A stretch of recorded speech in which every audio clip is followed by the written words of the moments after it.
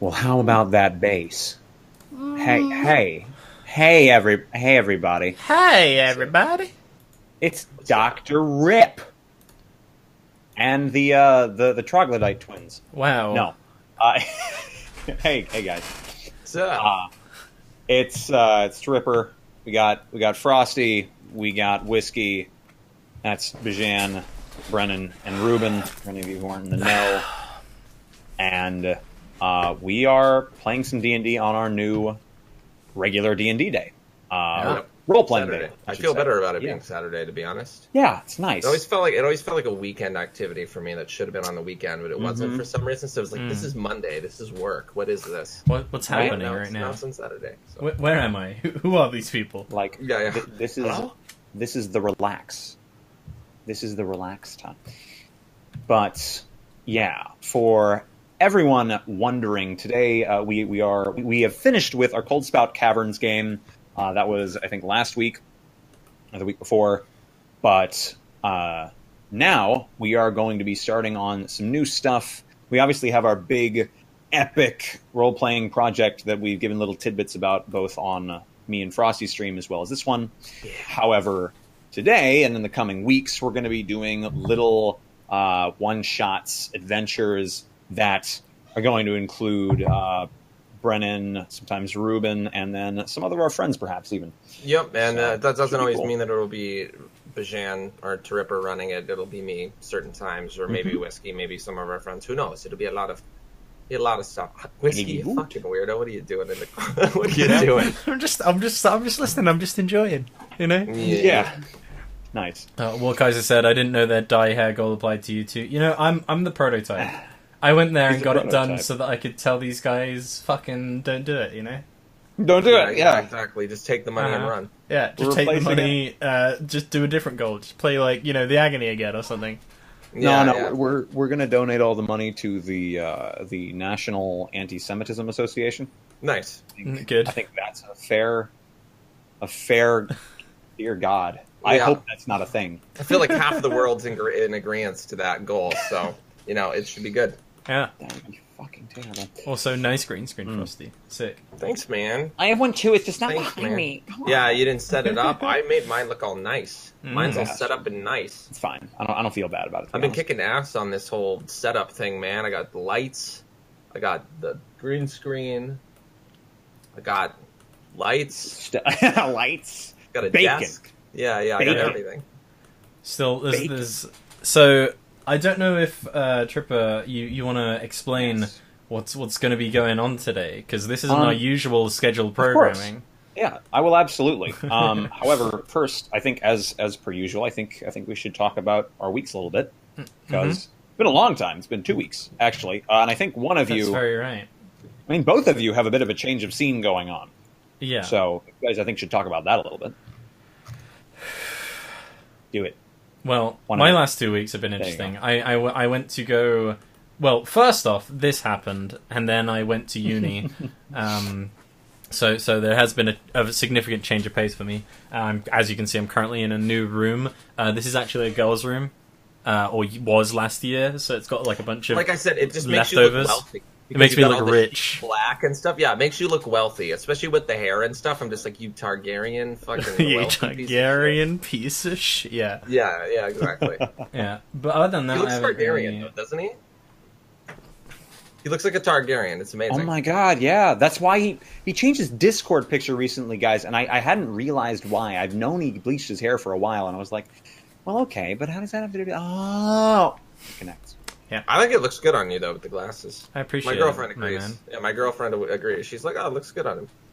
Sick. I appreciate that. I've had those are the few compliments I've had about my hair thus far.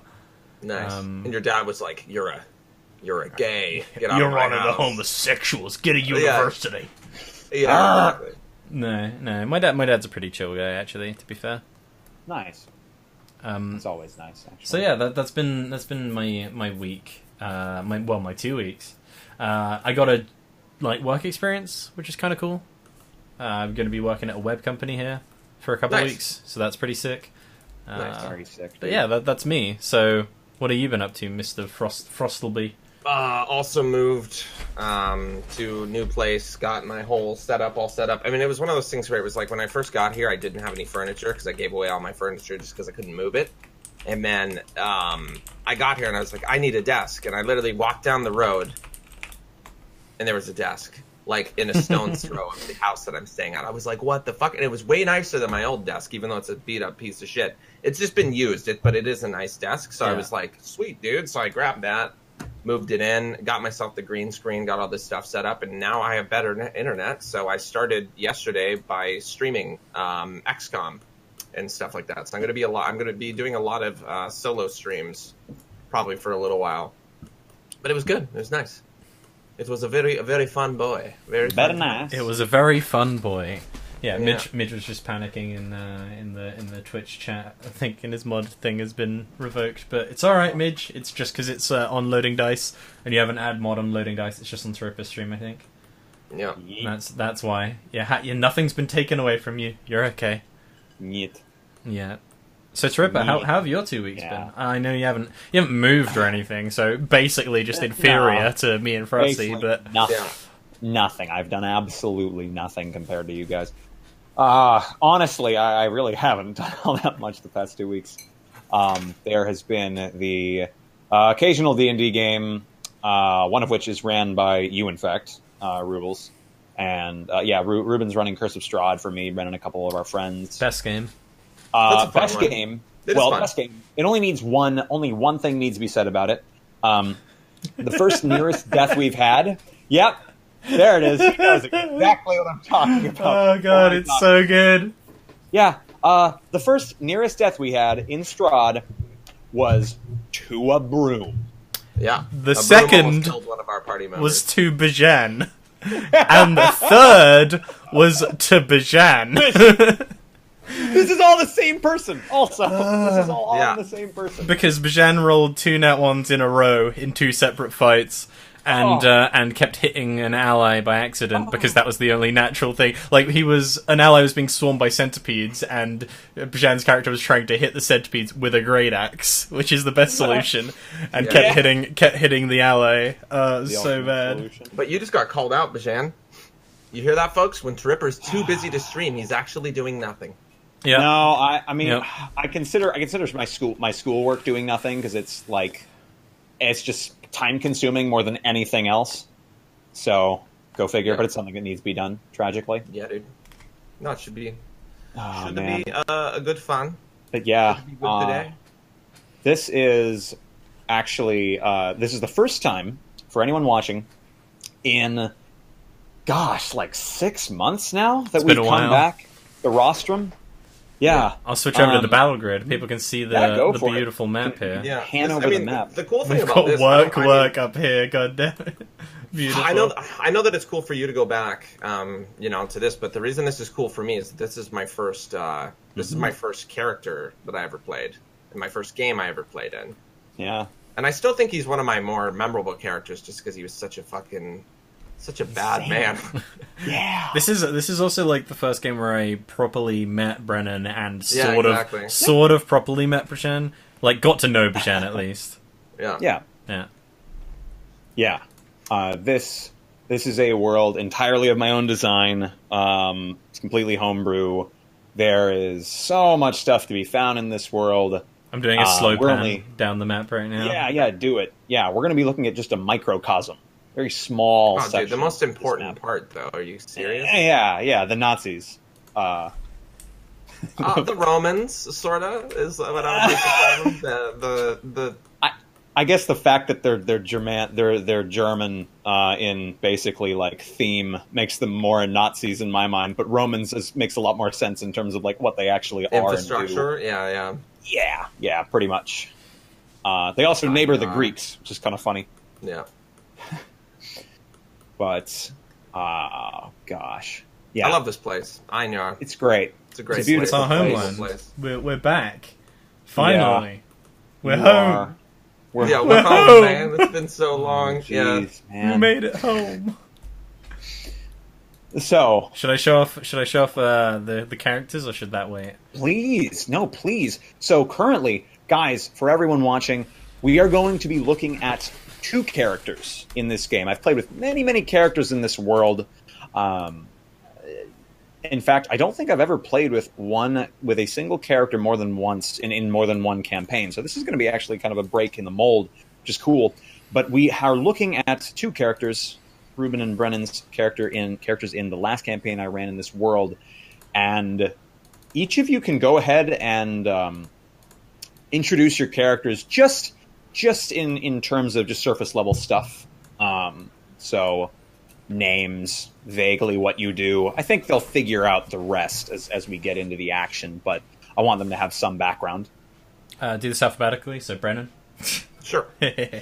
So my guy is Marius Kruber. He is a slaver from the lands of Einar, and when you think of slaver, you think of sort of a low position, but Marius was so good at what he did that he ended up gaining favor with one of the most powerful lords, who was the lord of the military. And I was pretty much like his right hand. So I was a way higher position in terms of status than a lot of people in Einar.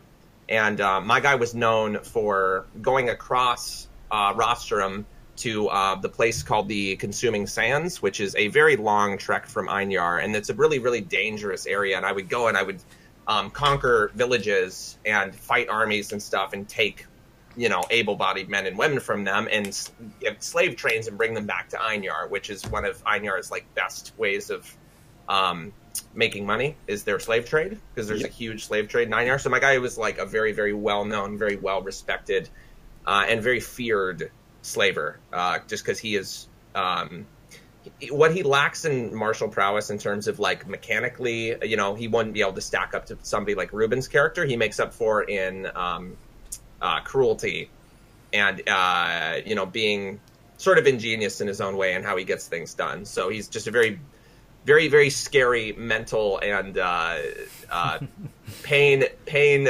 giving individual. He tortures people for fun, essentially. So he's a bad man, very bad man, very bad man. But he's really cool. I mean, he was a really creative guy that I got to play. I got to do a lot of really interesting, just weird role play stuff that ended up working just by him, the character coming out and being really clever, and conniving. So it was fun. But yeah, you guys will get to see more of him. I'm not going to say anything else. Mm-hmm. All right. That's Marius Kruber. So, I'm playing a character called Thrall Yakovich. I am a big half-orc boy. I used to be a slave, and the country of Anya, for those of you who don't know, is built around and predicated on the idea of strength being tantamount to everything. And so when my character was a kid, he got sold because he was a half-orc into fighting pits, where he fought to earn his name. And during one such fight, a lord in Anya sort of spotted mine and another character, another person's sort of skill in battle, and hired us both.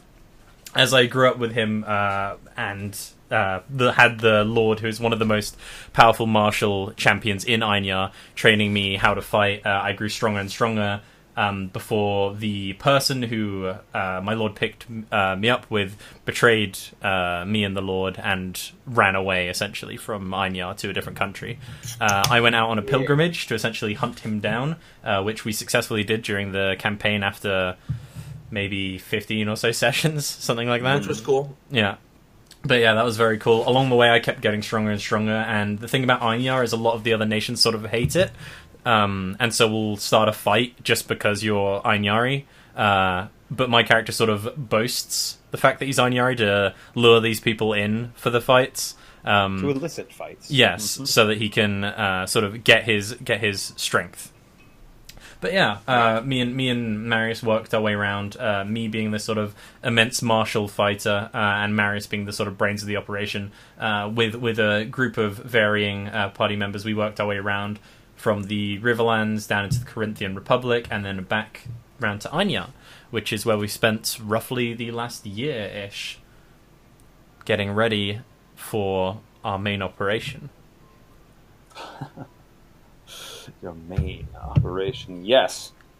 So you guys are an ambitious pair, and you bounce off each other very well in that respect. One of you has a lot of clever thinking to go around, a lot of tactfulness. The other one has probably the strongest sword arm within like 100-mile radius in any given moment.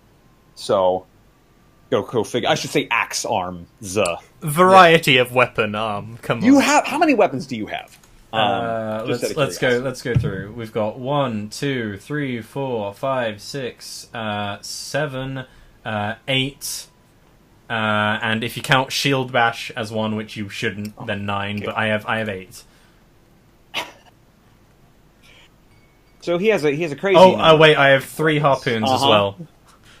3. That was from my thing. Yeah, so I have 11. I have 11 instead. I had to get harpoons to take out the evil. Oh my god, that's a rock. Turned into a rock. Yeah, and then instead my leg got bitten off, so I wasn't very good.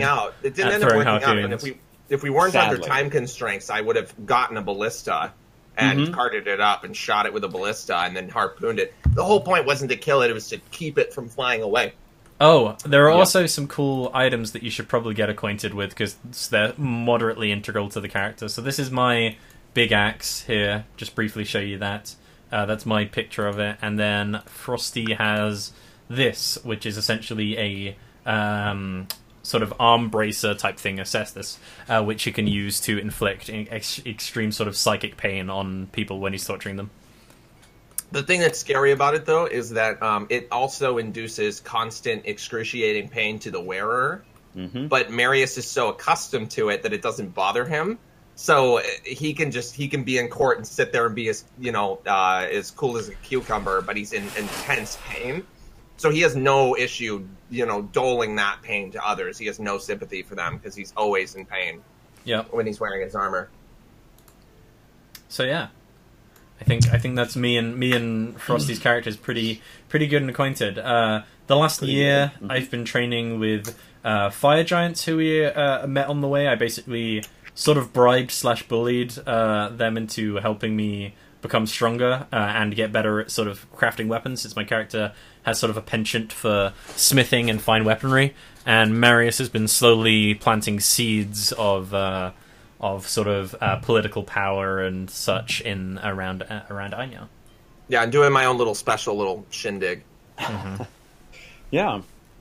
I think you guys have given some great introductions for the characters, and I barely have to introduce my world at all, because you guys have basically introduced the place that you guys are coming into, but just for a little bit of general world lore, it is currently the year 1599 in the 4th age of Rostrum. And each age there's some great cataclysm that occurs, which is when a new age begins. And as of right now, we are going to be looking into the kingdom of Einjar in the southwest of Rostrum. Rostrum is the largest landmass on the planet of Deus, basically an Earth-like planet, of course. And Einjar, as was said earlier, is primarily a slaving country, primarily a slaving kingdom. They rely on the slave trade, on the work that slave labor provides, and without it they would be nothing as a power. However, with it, they are incredibly just adept at being this massive world power. As it is, Einjar is the most populous place in all of Rostrum, and these two are going to be coming from the southern area. One of you is or at least was, under the employ of Lord, let me just make sure I have his name, Oberst Hellstern von Oberschlosser, who is the Oberst of the Einjari Elite Heavy Infantry. Yeah, that's you. Mm-hmm. I've got him up on the stream for everyone. Nice. Yeah. So that is the man that you swore loyalty to many, many years ago, but have since superseded in terms of potential ambition. And he is your most valuable ally, though perhaps not your closest, simply due to the nature of your alliance. And as of right now, you are in the southern part of Einjar, near the coast. You two are pursuing a lead that you have gotten, Master Marius Kruber. A lead from one of the lords, namely Lord Leopold Bartram. So Lord Leopold, Leopold von Dachte. Dachte is a southern fortress. In fact, it's one of the largest. It has a sizable navy, and you valued this ally quite a lot at the point where you realized that it would in fact be an ally to you. Yeah. So this man, Lord Leopold, has been relatively silent in terms of communication for the past month and a half, and you expect check-ins from your allies.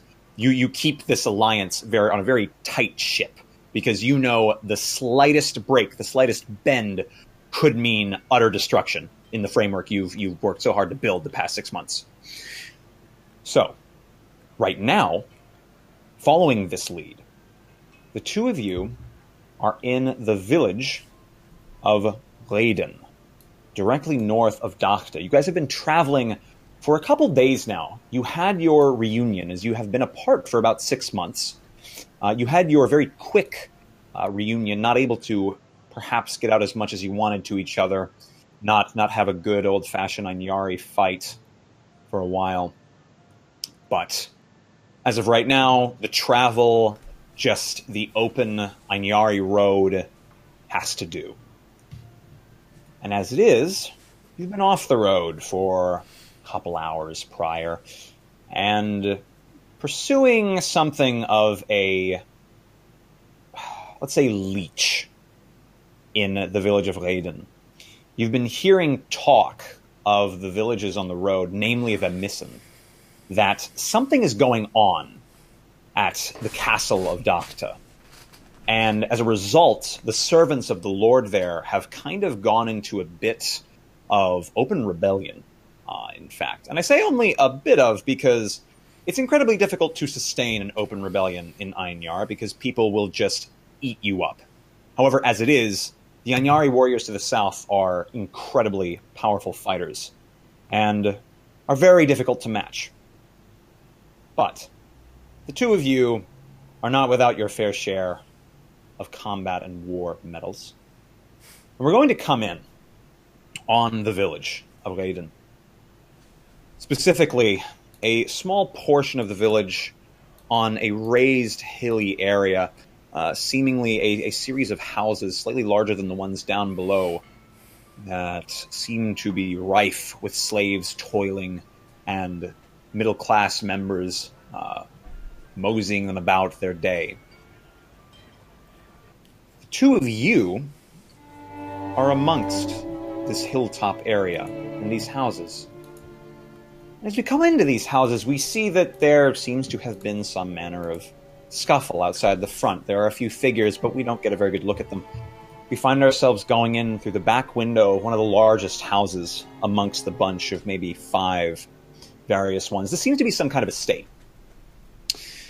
The two of you came here knowing that this is the residence of the noble lord that serves under Lord Leopold in Reden, runs the village. Two of you came here to check in. That's not exactly what you ended up doing, however. Well, not in the literal sense of the word. We come in through the back window of the house, and we see it utterly in shambles on the inside. Tables destroyed, chairs flung all over the room, a bed flipped over on its side. And underneath, seemingly, this bed, an open hatch, the door ajar, lifted up.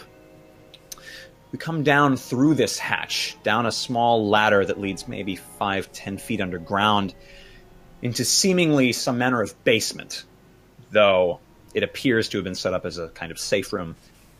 However, its use right now does not bode safety for the resident of this home. Marius, you are performing your art upon this minor noble. You know his name to be Lord Lorenz Dietrich.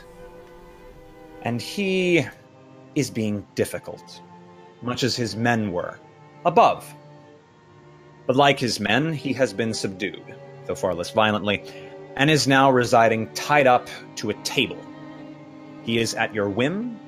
Your two brown-skinned servants reside at either side of the room, with their weapons drawn, but at their sides they are very almost relaxed, at peace. What is it you are doing in this situation? The lord, the noble, on the table is writhing.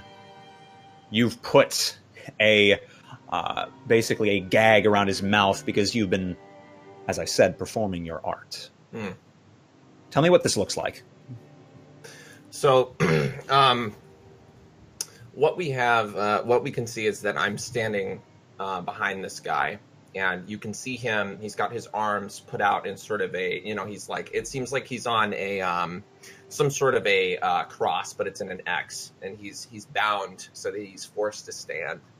And we can see his head's laying low. There's like a dim fire in the distance, and there's a bit of metal sticking out of it, and we're not really sure what it is, but we can see this guy, and he's got his head bowed down, and there's a bit of cloth, or what seems like to be cloth, hanging from the back of this guy, drooping down to the small of his back. And if you actually look closer in the dim light of this fire, you can see that it isn't cloth, it's actually skin that has been peeled back from this guy's back.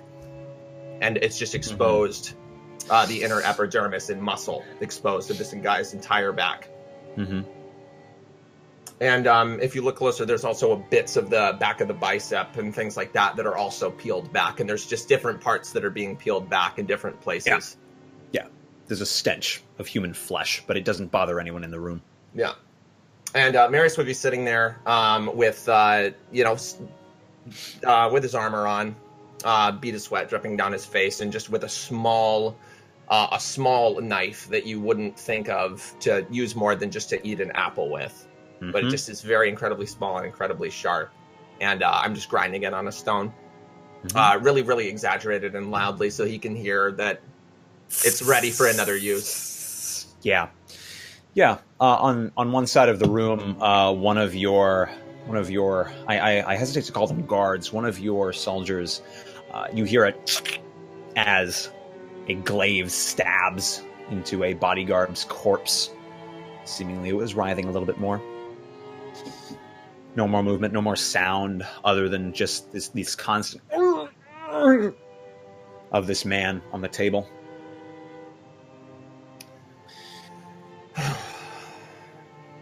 Now I must tell you, my patience is running quite thin. I can see that you are rather adept at withstanding pain. So, after I fillet your other arm off, if you don't tell me what I'm here to know, I know where your wife is hiding. You think I didn't notice the bar maiden bearing a child? Please. Such an obvious thing. He silences himself. Just stares at you wide-eyed. Last I heard, your wife was barren, yeah? You had to have something very special done so that she could bear you a son. Something that you've always wanted. Well, let me tell you, what is in store for her and the child that is yet unborn is much worse if you don't start telling me what I need to know. Now, are we going to cooperate? And I walk around so that I'm just looking at him in the eyes. Yeah. Before this point, he's had a habit. Every time he took his gag off, he'd scream for his guardsmen, no matter how much you hurt him before that. And right now, he seems rather compliant after the things you've just said. Yeah, and I'll just grab the knife and bring it up to his his lip right here. And it looks like I'm going to stab it into his lip, and instead I will just cut the side of the gag off so that it loosens around his mouth so he can spit it out. Yeah, he... Begeicht. Fine. I will help you. Stop, please. Now, I ask you again. Why is it your lord at the castle down south has not been replying to me? I made it very explicitly clear we were supposed to have check-ins every 2 months.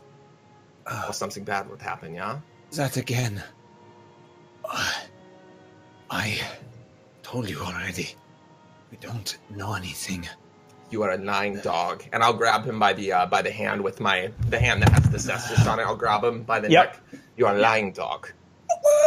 Do you want me to fetch your wife? Torting. Some just like droplets of blood starts forming at the edges of his eyes, and he Stop! I love you! Please! I have no use for sniveling dogs like you. Yeah, he continues. Yeah, and I'll loosen my grip. Mm-hmm. Now tell me something I need to know now, besides I don't know. Okay. I can tell you this. Our Lord's Navy. The bulk of the Anyari ships sailed south some time ago. A couple of weeks.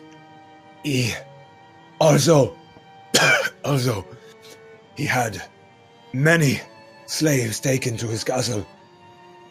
He would not tell us why, but many slaves. The Navy was sent south. I don't know what it all means. Please, let me live. Do not hurt my family. Oh, please. You don't think after you've been this difficult, I was going to let you live after this? Don't kid yourself. You know them first times that the knife plunged into your back says you weren't going to survive this. Don't dishonor yourself further with...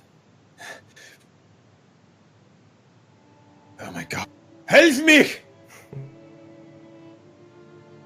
Help! Too scared of me. They dropped us in mere sight of Marius Kruber. They've tucked tail and fled. Now,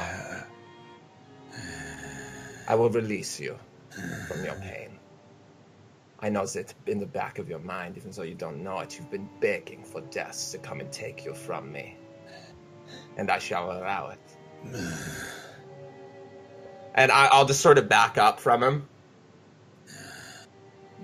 And I'm going to just look to the corner of the room where, like, this large figure that it hasn't been noticed just because of more shadow, just... My lord, I meant to give this to you earlier, and I find this is more of a fitting time. And I'm just going to grab something from under my cloak and point it towards you, Thrall. It's a small thing, about this big in length, and it's wrapped really nicely in this nice cloth. I extend my hand to receive said thing. The blade is still a virgin, but I think you will remember what this is made from quite well. And I'll just unwrap part of it to reveal that it's a really nicely crafted dagger out of what looks to be a rock talon. One that you might distinctly remember I pulled out of your leg one time. It's been a while. I thought you might make a short sword out of it. No. I like something that is a bit more intimate than a short sword. Yeah. I flip it in my hand a few times to feel the weight. And then my smile grows slightly wider, showing off my two tusks. Yeah. So, you think he's no longer useful? We can't trust him. He clearly isn't important enough to know everything. If he was, he might be worth keeping alive. I only really asked you that to give him a bit of hope. And I'm going to go over and just jam the dagger like into the bottom of his throat, not so that he not so far that it goes into his skull, but just so that it like pierces basically the throat, so he'll slowly like palate. Yeah. Mm-hmm. Yep. He starts choking on his own blood, effectively, and it is quite profusely just spurting forth from his jaw. And gotten all you can from this frankly downwater place. Downwater lord.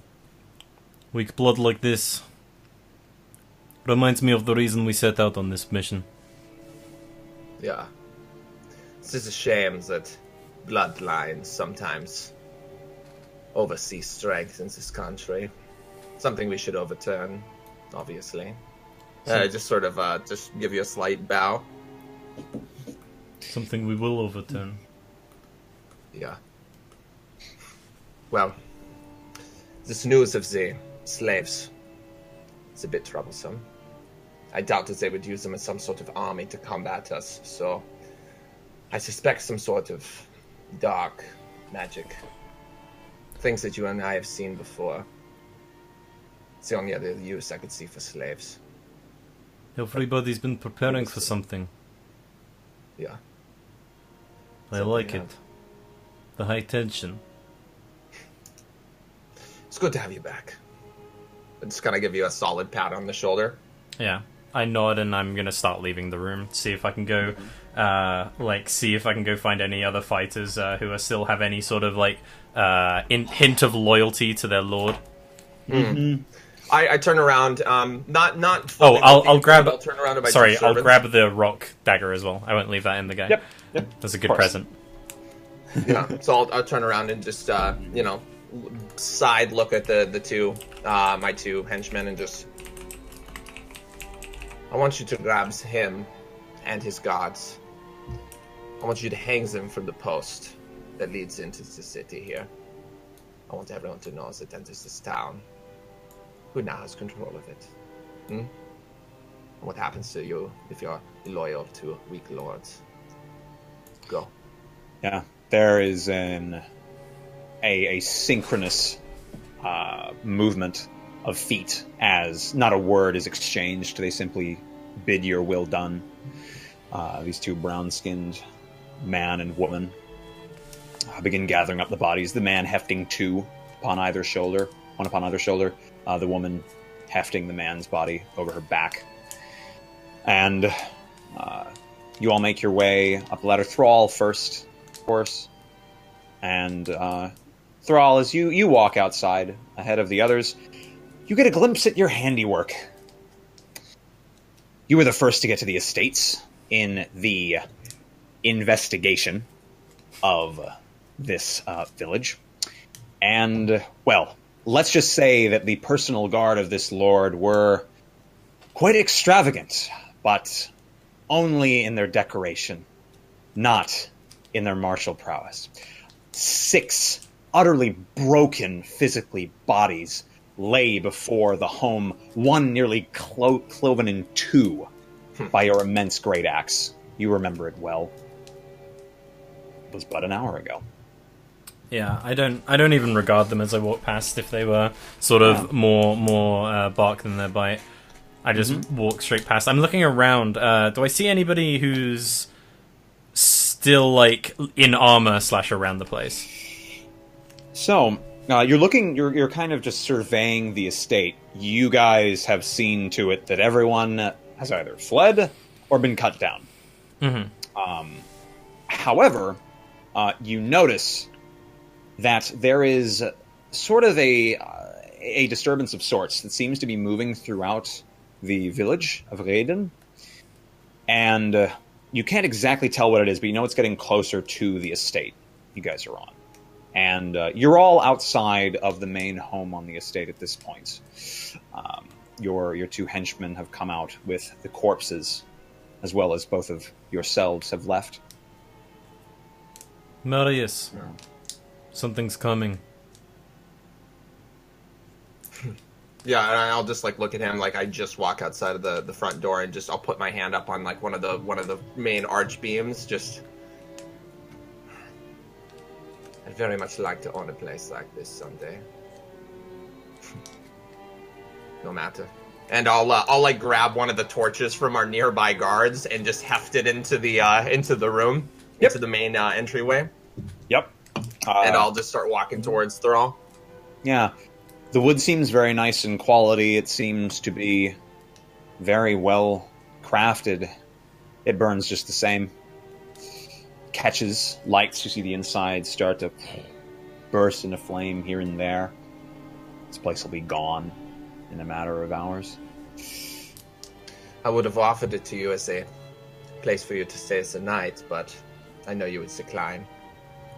Prefers the ground like me. We don't need such places. One day, maybe. But our mission is still got a long path to be tread. Yeah. And perhaps the men to be ready tonight. Or we can hold off here, see if anybody else knows anything. Surprising that peasants can hear when the nobility is sloppy, like this man was. I'll leave the decision up to you. My blade's getting dull. I suggest we be off then. Speaking of which, the disturbance riding through the village you now realize is riding.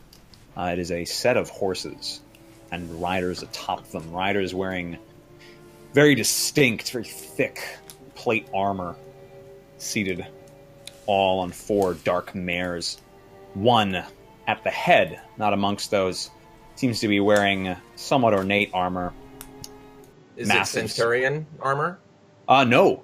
This seems these all seem Anyari in make.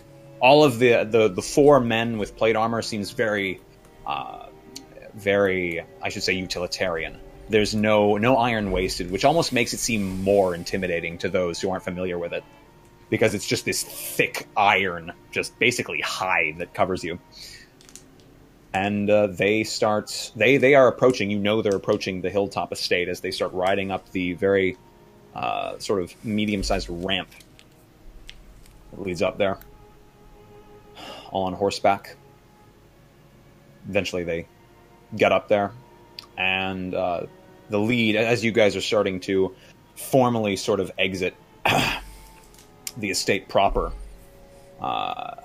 they come relatively close, stopping maybe 25, 30 feet off after coming up at full tilt. The lead looks upon all of you, seemingly unperturbed. He's wearing this thick steel helmet, dark, with 2 sort of spines on either side. Not human spines, mind you. But I pull my helmet off and put it on as well. Yeah. He has a large greatsword on his back. As I said, all of them seem to have this consistency. And you know his armor reminds you of decorated Anyari knights quite a bit. He's probably... Do they look like they're from the capital? Because I know that everybody has their own different type of armor. Yeah. Or is he from army? Was he from standard army? So these guys don't appear to necessarily, like, you feel like there would be a dreadnought amongst them if they were from the capital. Otherwise they wouldn't come out this far, probably.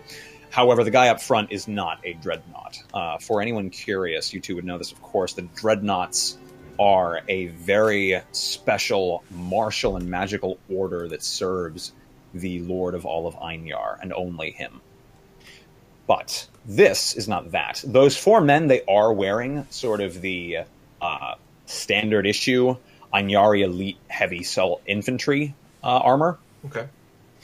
And, like, you've seen this armor a lot, because your lord, Helstern, Yeah, I was going to say. however, they're not all trained by him, of course.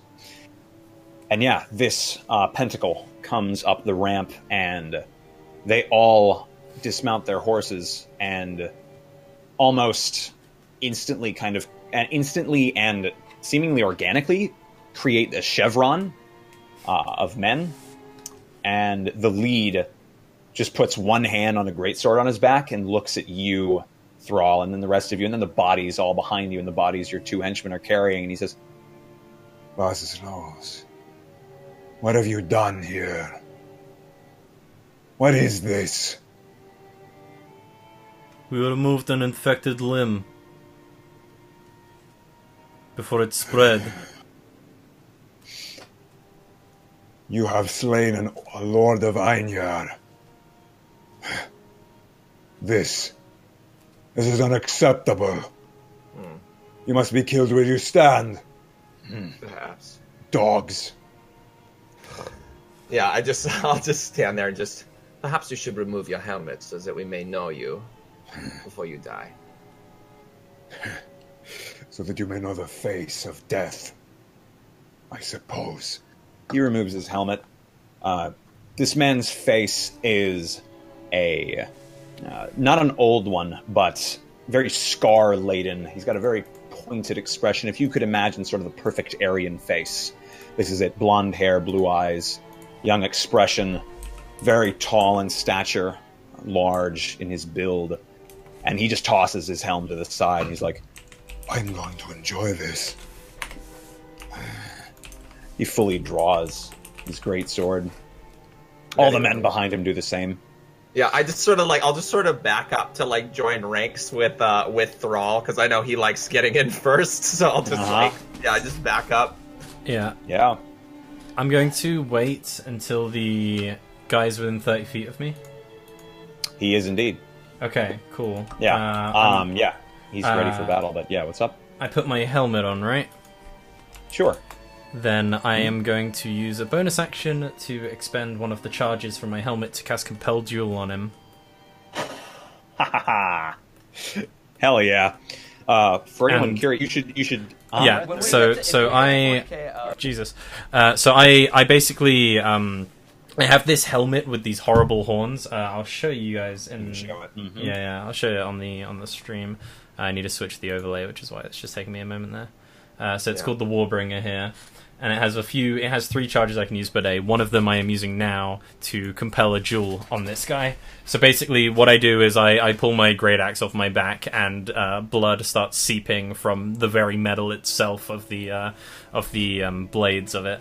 And I straight up point the long sort of staff at it, holding it at sort of 2/3 down. And I just like bark really loudly. I would do it louder, but it's midnight in my house. I just bark really loudly. Foolish interloper! I will cut you where you stand if you call us dog again. And sort of am using Compel Duel at that point to bait him. It's a wisdom save. Okay. And I'm basically using the call us dog again, where I know if he calls us dog again, that's basically him accepting the duel. Yep. Sort of thing. I take it that fails. Yeah, that'll fail. All right. No, dude, that succeeds. Big boy 11. He narrows his eyes to you, takes a battle stance, looks like he's just coiled up. I will not even add Ainyari to this. You disgusting, smelly dog! And that, my friends, is going to start off. Yeah, we'd see like Marius like have his hand on the hilt of his whip, and I just kind of like let it go, and then just like put my cloak back over it and just step back because it's like let's let Thrall do this. Yeah. Yeah. Let me know if I should kill the man. Yeah. All right. So let me dump some of this stuff. Yeah. Both of you would mind rolling me initiative. Okay, we do not have tokens down. Yes, so. Yeah, you do. Mm-hmm. Right here, right? We're on the world